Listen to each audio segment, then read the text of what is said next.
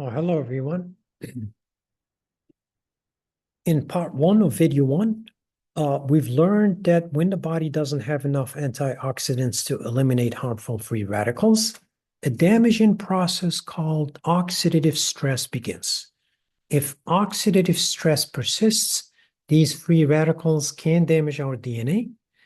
If this DNA damage is not properly repaired, it may result in a mutation.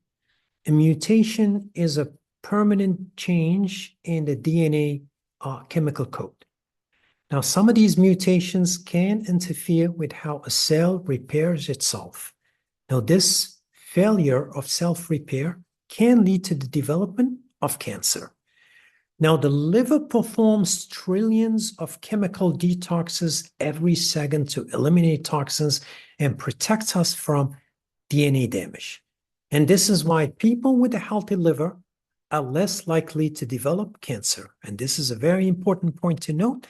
People with a healthy liver are less likely to develop cancer. Now, to understand how the liver protects us from DNA damage, we first need to understand how the liver breaks down and detoxes what's called fat-soluble toxins. Now, fat-soluble toxins such as pesticides, insecticides, herbicides, microplastics, nanoplastics, methylmercury, mycotoxins are produced by mold, and many medications. So welcome to video 2, part 2, and let's get this going, and we'll stay right here with this slide for now. The human body is mostly made of water, and substances and toxins that dissolve in water move easily through the bloodstream and can be filtered out by the kidneys via urine. Now, these are called water-soluble toxins. Now, many toxins that we're exposed to every day are not water-soluble, they're fat-solubles, meaning they dissolve in fat and not in water. And since our cells are mainly made of fat, they can dissolve through the cell membranes and accumulate in our tissues, in our organs quite easily. Now, because of this, trying to remove them with the body's water-based system, which is the kidneys, is like trying to rinse a greasy plate with water alone. The plate stays greasy no matter how much water you pour on it. And the reason for that is because water does not bind to fats or oil. So we solve the greasy plate in the sink, typically by adding soap. In the body, that soap is like glutathione. Glutathione is produced by the liver, and it binds to fat-soluble toxins so you can wash them off. Without these steps, these fat-soluble toxins will end up dissolving in our cells and organs and cause a lot of damage. And we go to the next slide. Now here, this slide shows that everything we eat goes through the liver first. Everything we eat goes through a vessel or a vein called the hepatic portal vein, as shown here in the slide in blue. Now, everything we eat is digested and sent through this direct line from the gut straight to the liver for detoxification. But if the liver becomes overwhelmed with toxins, meaning we're consuming too much commercial and processed and ultra-processed food that contain these toxins, the detoxification process slows down, meaning the liver cannot keep up, and fat-soluble toxins will have a free pass to the bloodstream. And this creates an environment that is suited for DNA damage, meaning cancer risk increases.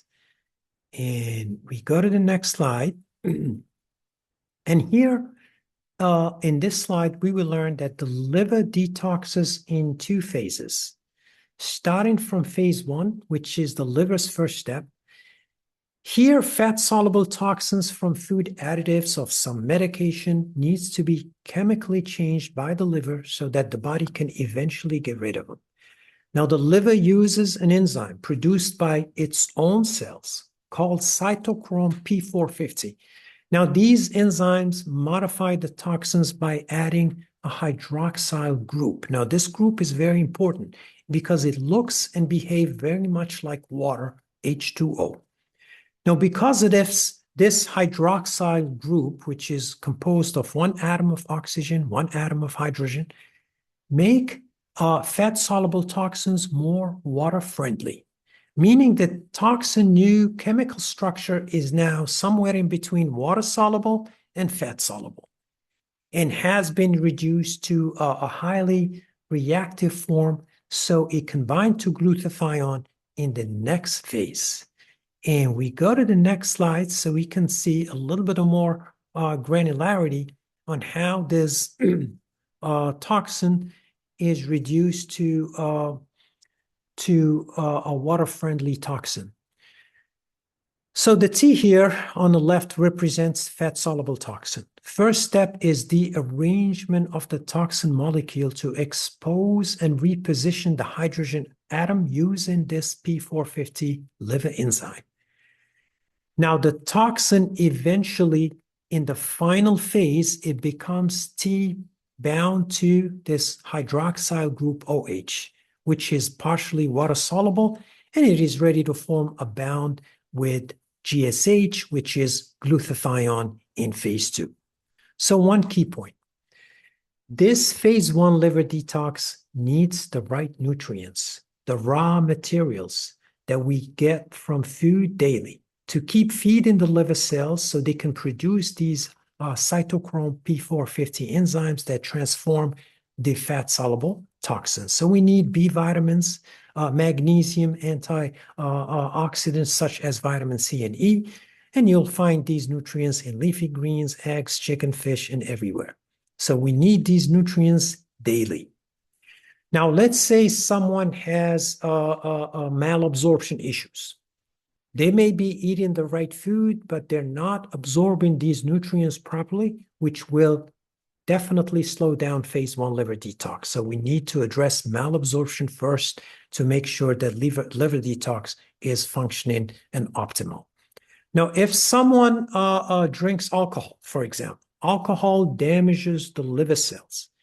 And this is one of the reasons where phase 1 can become slow and sluggish. So how much alcohol is safe to drink? There is no completely safe amount of alcohol when it comes to liver health. Any amount of alcohol can affect the liver, but the risk does increase with the amount and frequency of drinking. Even small amounts create stress on the liver cells.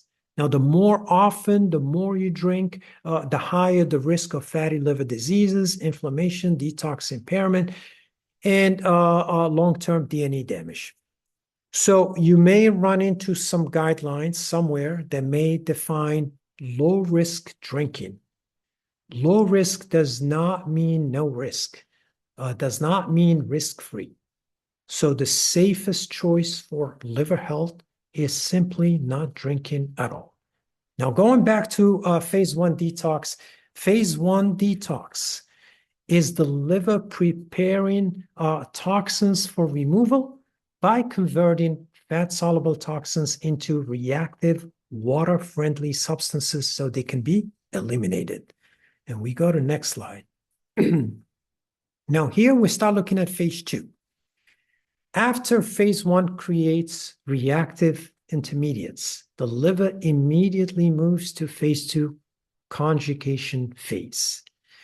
Now, in the previous step, phase 1, the liver takes fat-soluble toxins and turns them into reactive intermediate. These intermediate, as shown here on the left, the center of this slide shows the liver using what's called GST, glutathione S-transferase enzyme to attach glutathione molecule to the toxin.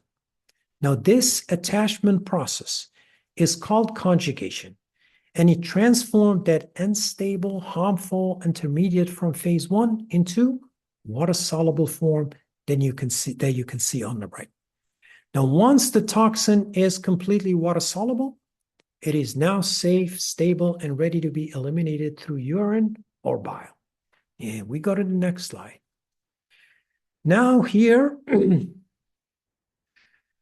this is an important part. Phase 2 can only work if the liver has the right nutrients, building blocks, and raw materials. It needs amino acids, glycine, taurine, cysteine, glutamate, to produce enough glutathione and to keep phase 2 conjugation running.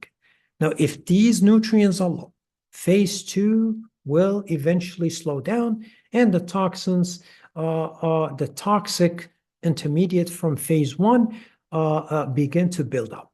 Now, that buildup increases oxidative stress, it damages cells, and it definitely raises the risk of DNA damage. So the big picture from here, phase 1 makes toxins more reactive by adding hydroxyl group, OH. And phase 2 neutralizes them by adding glutathione. And the liver makes this glutathione using nutrients that we get from food, such as cysteine, glycine, and glutamate. Now we go to the next slide. Now here is another key point that we need to make. If we suffer from constipation, toxins and fat-soluble compounds that we already processed by the liver and sent into bile are not eliminated efficiently. So what happens here is they sit longer in the intestines, where they can be reabsorbed back into the bloodstream and sent right back to the liver.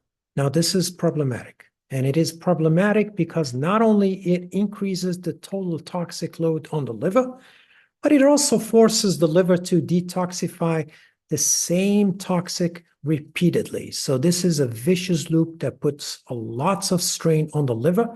This means that constipation can overwork the liver and disrupt our normal detoxification process. Bottom line, if the stool does not move out in a timely manner, this is a very important point. If the stool does not move out in a timely manner, toxins move back in. And we go to the next slide. And here I'm showing some labs that can give us some a screening view on how stressed the liver is and how well detoxification is working. Now, starting with ALT marker. Now, this is a liver enzyme, and it does rise with liver cell injuries. Now, we can use this ALT to see how the liver is doing, how our liver cells are doing. GGT marker, this is more of a liver detox marker. Now, when a liver is healthy, it does a lot of cancer protective work for us by cleaning out toxins, clearing out carcinogens, and protecting our DNA from damage. Over time, that translates into fewer mutation and ultimately a lower risk of cancer. Now, phase 1 and phase 2 liver detox happen automatically. Our liver always working. But how well that system runs depends entirely on what we give it. Now, the building blocks and the raw materials come from eating a diverse range of natural whole foods. Enzymes like GSTs and P450 that we discussed earlier, which are essential in the liver detox process, require all the B vitamins, minerals, and antioxidants on a daily basis to function properly. So the real detox is not a 3-day cleanse regime or a green smoothie. It's a 24/7 liver process that depends on a clean, healthy lifestyle and nutrient-dense diet. And this is how we can support our liver so it can function and detox all these fat-soluble toxins for us. And here, these are my references, and that's about it. And thank you so much, and have a good day.